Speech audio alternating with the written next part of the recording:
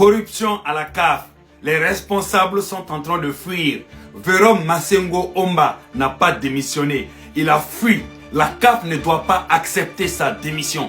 Il doit assumer jusqu'à la fin leur magouille. Il y a quelque chose qui ne passe pas dans cette histoire. Véron Massengo Omba, secrétaire général de la CAF, tout simplement a démissionné pour soi-disant, j'ai dit soi-disant, se consacrer à des projets personnels en RDC. Mais les gars, attendez, écoutez ça bien. Cet homme était déjà à la retraite depuis plusieurs années. Selon le statut de la CAF, l'âge limite pour occuper ce poste est largement dépassé. Il n'était plus censé être là depuis au moins 2 ou 3 ans, si je ne me trompe pas.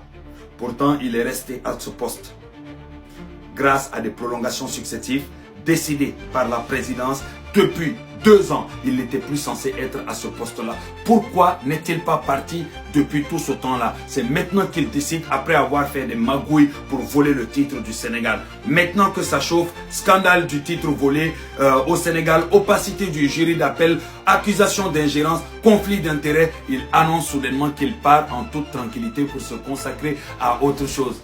Non, ce n'est pas une démission, c'est une fuite. Quand le poste devient trop chaud, quand les enquêtes commencent à pointer du doigt les irrégularités, quand le vent tourne, on sort par la petite porte en disant « je vais soi-disant me consacrer à des projets personnels ». C'est classique, c'est commode, c'est de la magouille institutionnelle. Un homme qui n'était déjà...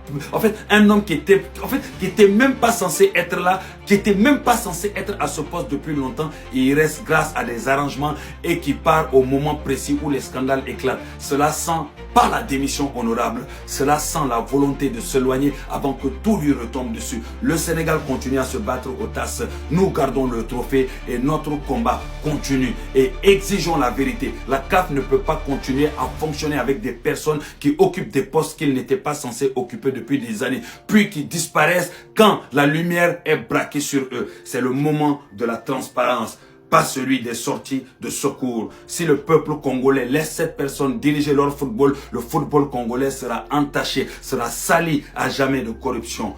Vive le Sénégal, vive les Djambars. On ne lâche rien. Vous pouvez ramener tous vos médias. On va les prendre un à un, vite fait, bien fait, comme du Nyomi. Allez, wassalam.